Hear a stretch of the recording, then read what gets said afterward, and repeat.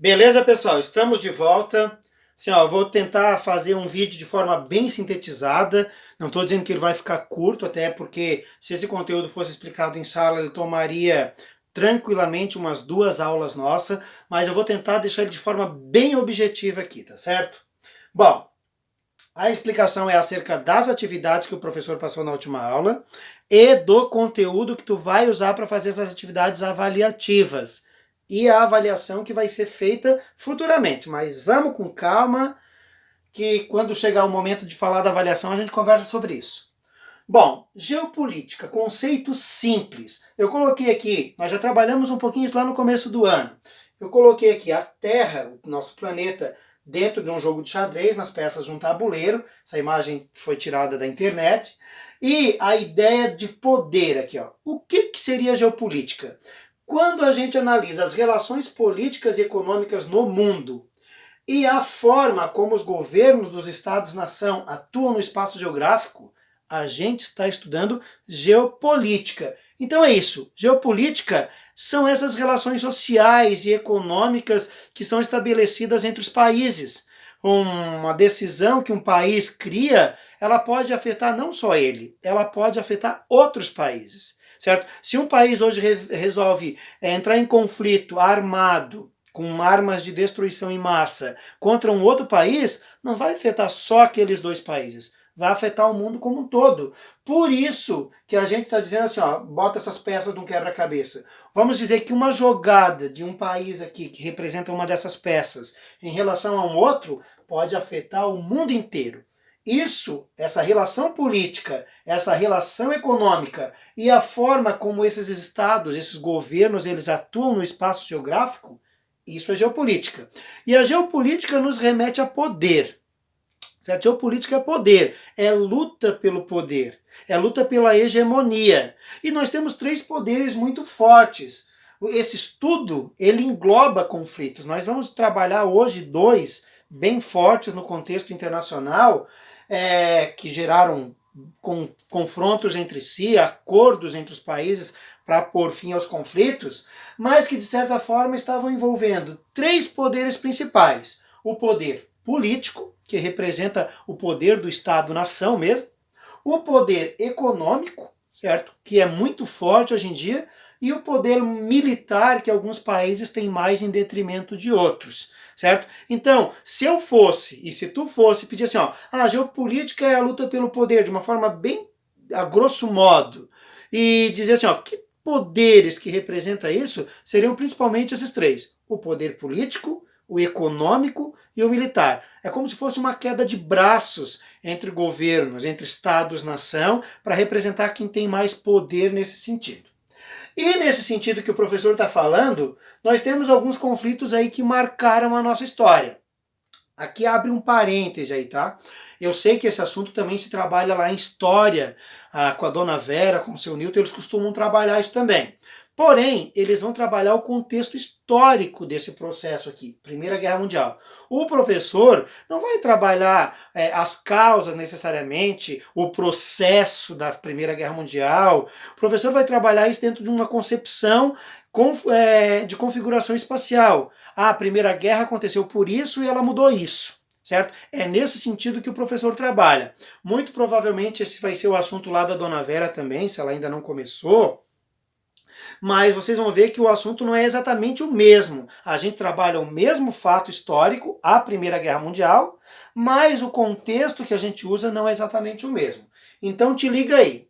Ela é chamada também de guerra imperialista, porque foi uma luta por impérios, certo? Por busca de territórios. Por isso que a gente vai dizer que uma das causas principais dessa guerra vai ser o imperialismo, que era essa ampliação do domínio colonial, que seria o quê? Busca por terras, matérias-primas, certo? Eles vão começar, alguns países saíram nesse processo de industrialização num primeiro momento, lá no século XVIII, a gente tem como exemplo aí o Reino Unido, Inglaterra, a França e a Bélgica, eles saem primeiro nesse processo de industrialização, e mais tardiamente vão sair outros, como a Alemanha, o Japão e a Itália, que de certa forma vão se sentir prejudicados, certo? Ah, eles saíram com 100 anos de atraso, vamos dizer assim, nesse processo de industrialização, nessa busca por terra, nessa ampliação pelo domínio colonial. Então eles saíram prejudicados e começou a gerar divergência entre eles. Não começou a ter diplomacia. Essa impossibilidade de soluções diplomáticas ficou cada vez mais forte. E isso nós vamos ver que vai ser causa da Primeira Guerra Mundial. Portanto, o imperialismo, entre outras causas, eu vou colocar aqui dentro do meu contexto de geografia como uma das principais, que teve como ponto imediato de eclosão, ou seja, o ponto fundamental para a eclosão da Primeira Guerra Mundial, para o surgimento dessa guerra, foi o assassinato do herdeiro de um império austro-húngaro, que é o Francisco Ferdinando. Certo? Então, vou colocar essas duas fontes principais. O imperialismo, que já estava gerando conflitos, mais o assassinato do arquiduque, que seria o herdeiro do Império Austro-Húngaro, que como estava numa luta por terras, então vamos dizer que esse território ia ficar sem um norte, sem alguém que o respondesse, então geraria aí a Primeira Guerra Mundial. Bom, como o professor disse, o professor vai trabalhar diretamente a causa e aquilo que ela trouxe de configuração para o espaço. Ela determinou profundas transformações no mundo. Não foi só na Europa, certo? No início do século XX, 1914, 1918, impérios ruíram e alguns países europeus estavam com a agricultura arrasada e as indústrias interrompidas. Então ela vai trazer muito atraso, vamos dizer assim. Os terrenos agrícolas, áreas de cidades, áreas urbanas, assim como áreas industriais foram destruídas. E, claro, ela mudou a configuração do espaço europeu. Lá em 1914, antes da guerra, nós tínhamos aqui o Império Russo. Agora nós não vamos ter mais o Império Russo. Nós vamos ter aqui uma Rússia, uma Letônia, uma Estônia, Letônia, Lituânia, por exemplo. Ah, nós tínhamos aqui o Império Austro-Húngaro. Aqui nós não vamos ter mais um Império Austro-Húngaro. Nós vamos ter, por exemplo, aqui uma Tchecoslováquia, a Áustria-Hungria, uma Romênia ampliada. Bom, são exemplos. Nós tínhamos, por exemplo, o Império Otomano nessa área aqui. Aqui nós vamos ter, por exemplo, reduzida a Turquia. Bom, são exemplos desses fatores de modificações dentro do contexto da Primeira Guerra Mundial. Como que essa guerra acaba? O que ela traz de fim? Tratado de Versalhes, assinado na Alemanha, cidade de Versalhes, em 1919, coloca a Alemanha numa situação crítica, numa situação arrasadora. Certo? Por quê? A Alemanha ela teve que pagar indenizações de guerra para os países que ela afetou, renunciar territórios que ela conquistou durante esse processo da guerra, reduzir o poderio bélico. São algumas das várias cláusulas que o Tratado de Versalhes obrigou a Alemanha, certo? Após a Segunda Guerra Mundial, após a Primeira Guerra Mundial, a Alemanha ela sai como grande perdedora, certo? Se fosse o professor aqui escolher um país que bastante perdeu, a Alemanha. A Alemanha é um país que bastante perde com a Primeira Guerra Mundial, porque ela vai sofrer com isso. Vai ter que pagar indenizações de guerra, renunciar a territórios que ela havia conquistado, não vai poder produzir material bélico, material de guerra durante o período. Foi alguns dos acordos que ela assinou para pôr fim à guerra. Bom, nesse mesmo contexto da Primeira Guerra Mundial, nós vamos ter a Revolução Russa, de 1917, que ela também é chamada de Revolução Socialista. Pode ser que tu tenha encontrado algum material com esse nome. Ao invés de Revolução Russa, Revolução Socialista. A Revolução Socialista, ela acontece, obviamente, durante a Primeira Guerra, e ela vai trazer grandes dificuldades, obviamente, para a Rússia, certo? Por isso o nome, perdas humanas e materiais durante a guerra. A economia agrícola e industrial, assim como na Europa como um todo, na Rússia não foi diferente. O que deixou a população civil de forma precária. Quem é a população civil? A população civil somos nós, certo? É quem não está diretamente ligado ao governo, digamos assim, a população de forma geral. Ah, uma guerra civil. Uma guerra civil envolve quem? O povo propriamente dito. Isso gerou uma oposição ao regime imperial. Nós temos que lembrar que lá durante a guerra, nós tínhamos impérios, o Império Russo, lembra? Então, esse regime imperial ele foi colocado em xeque. E no lugar dele começou a aparecer partidos comunistas, certo? Partidos com uma nova visão de regime econômico e social.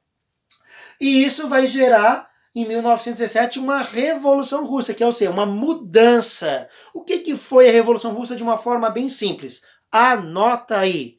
Mudança do regime imperial para o regime socialista. A França deixa de ser um império com traços capitalistas e passa a se tornar uma república socialista. Primeira república socialista do mundo em 1917. E isso vai afetar, esse processo dela se tornar socialista, ela vai começar a afetar, vai influenciar outros países que estão ali próximos a ela, certo? Tanto que lá em 1922, não vou perguntar essas datas, mas é bom que tu anota ela aí, é criada a União Soviética, União das Repúblicas Socialistas Soviéticas, que rompe de vez os traços com o sistema capitalista. Aí nós não temos mais um sistema capitalista preponderante no mundo. Nós temos um grupo de países, nós vamos trabalhar isso lá na Guerra Fria, tu vai entender isso melhor, essa divisão entre capitalista e socialista. Lá, então, nós vamos ter um mundo se tornando capitalista e uma outra parte do mundo se tornando socialista. É nesse contexto que vai se formar a Guerra Fria.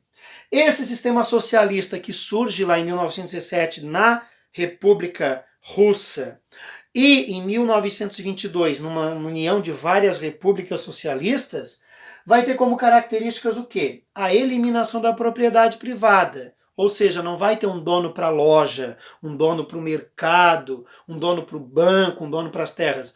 O Estado controlaria isso. Vai ser eliminado. A propriedade, então, ela não é privada, ela é estatal. Essa é a diferença. Nós temos de um lado a propriedade privada, que tem um dono, tem alguém a quem pertence, e tem a propriedade estatal, que pertence ao Estado. O planejamento seria centralizado pelo Estado. O preço das mercadorias, por exemplo, seria centralizado pelo Estado. A sociedade seria igualitária, não haveria essas grandes desigualdades sociais. Aparentemente, em teoria, esse socialismo científico, vamos dizer assim, ele seria bom, se de fato aquilo que foi proposto dentro das suas teses, lá no Manifesto Comunista, de fato fosse aplicada. Mas nós vamos ver que no contexto da Guerra Fria, ele não conseguiu ser tirado do papel da forma como esse socialismo utópico aconteceria. Enfim, nós vamos ver que ele entra em decadência lá durante a Guerra Fria, ele vai falir. Mas a proposta lá num primeiro momento, vamos dizer assim, que fosse legal. Bom, esse contexto todo que nós trabalhamos ali, fim da Primeira Guerra Mundial, Tratado de Versalhes, o fato de serem assinados acordos, esse socialismo surgindo, já vai trazer essa Segunda Guerra Mundial aqui, ó, que ela foi muito mais destrutiva. O poder de destruição dessa guerra, que não era de trincheiras, vamos dizer assim, era de ataque mesmo, ela era muito mais destrutiva. Presença de aviões, de mísseis, bomba nuclear, ela é muito comum nesse período. Então, após a Primeira Guerra Mundial, a Segunda Guerra ela já começava a se escrever, certo? Ela já começava a ser escrita. Como que ela começava a ser escrita? Nós tínhamos aqui os acordos de paz, vamos citar aqui, por exemplo, o Tratado de Versalhes, certo? A implantação do socialismo lá na Rússia, 1917, a consolidação da União Soviética, em 1922.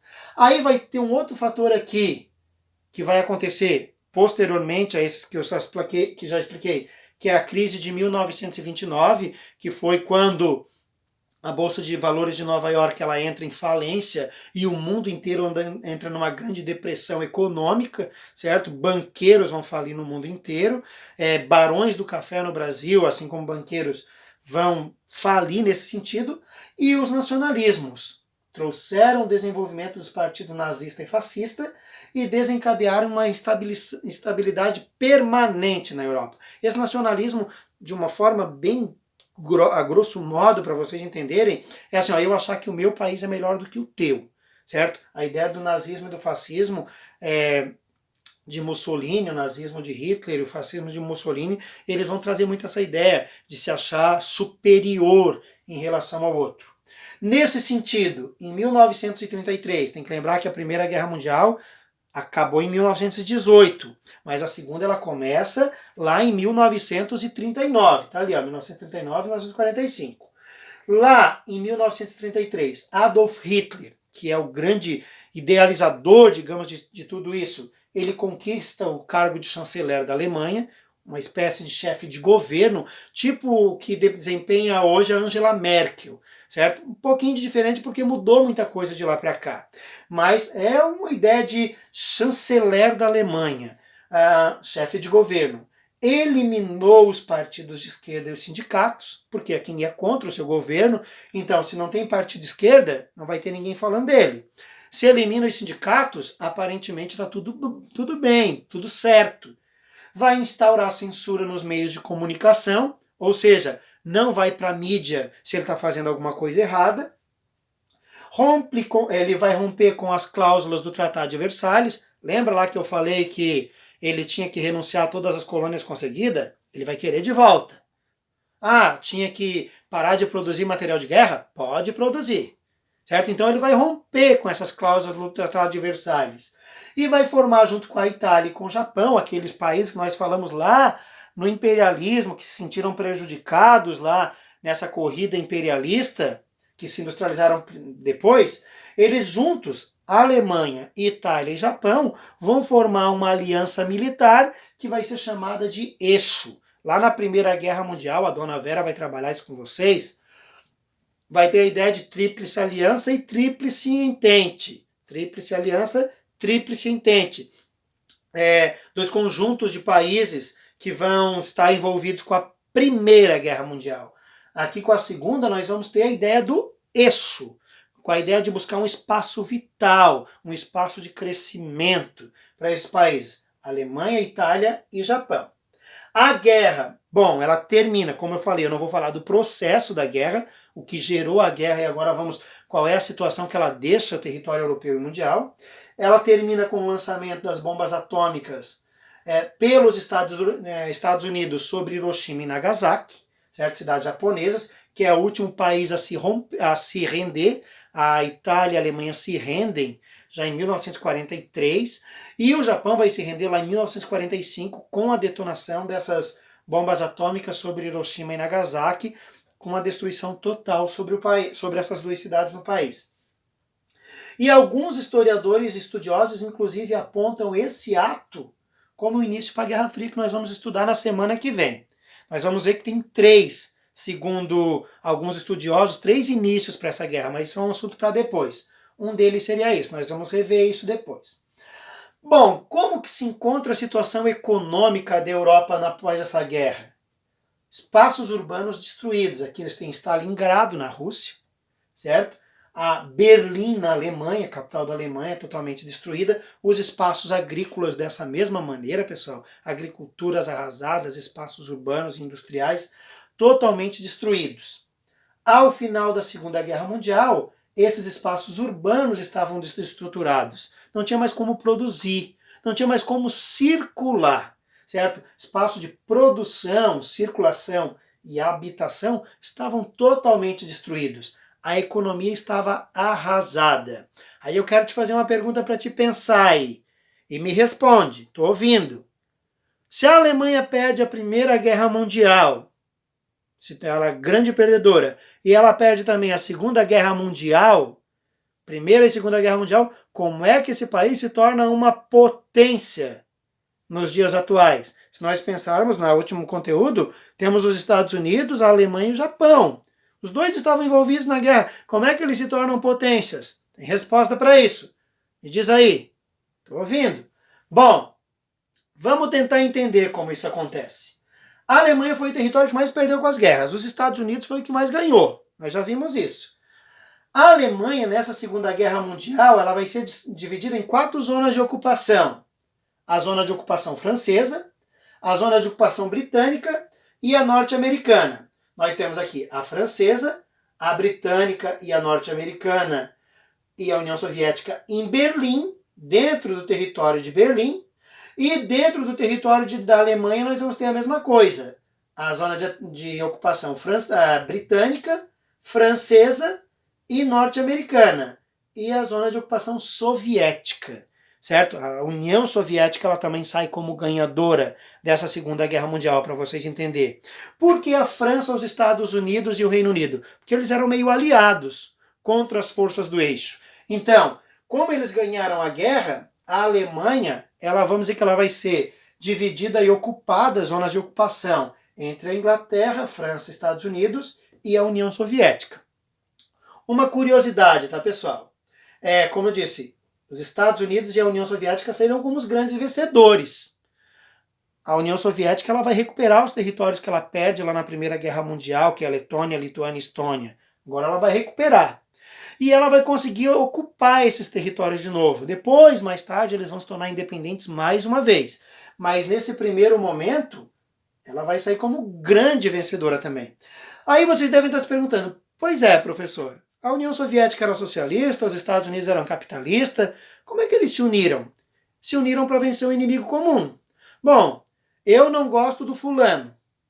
Tu também não gosta do fulano. Sei lá, vamos botar aí de um aluno da tua turma. Escolhe um aluno que tu não gosta, não vou citar nome. Eu não gosto dele. Tu também não gosta dele. Nós dois vamos nos unir para derrotar ele. Mas eu também não vou muito com a tua cara.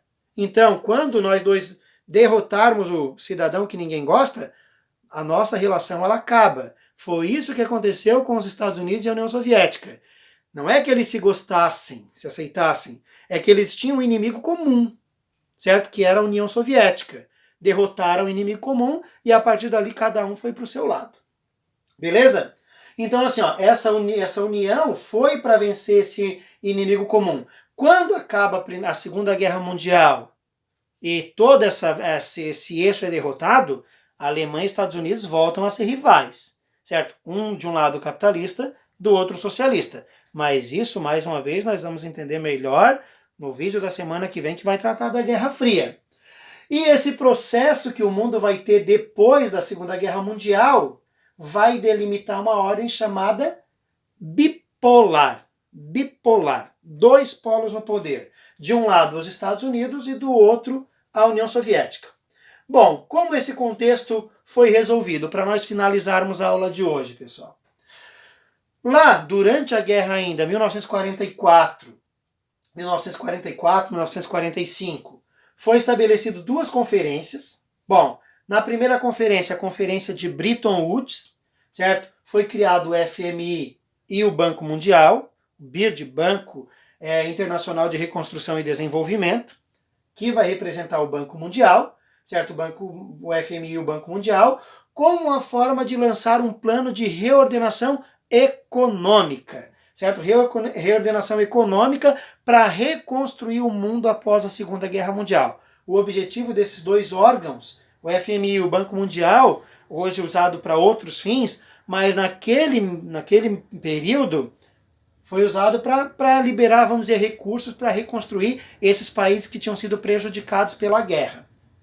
E um plano de reordenação política pela Conferência de São Francisco, em 1945, que vai ter, entre outros fatores, preservar a paz e a segurança mundial, certo? Então, a ONU vai ser criada nesse período, vai criar a ONU, a ONU vai ser uma conferência criada nesse sentido. Que conferência que foi criada? Foi a ONU, com a ideia de preservar a paz e a segurança mundiais, certo? O FMI e o Banco Mundial para reconstruir esses países afetados pela guerra, e a ONU para preservar a paz mundial. A ONU ela tem esse papel até hoje ainda. O FMI hoje não está muitas vezes direcionado a mandar recursos de guerra para países de guerra, mas sim muitas vezes de melhorar a economia de países não desenvolvidos. No caso do Brasil, por exemplo. E é criado dois programas, vamos dizer assim, dois programas grandes. A doutrina Truman, doutrina, serve para doutrinar, para te fazer entender, para te fazer acreditar que aquilo é verdadeiro.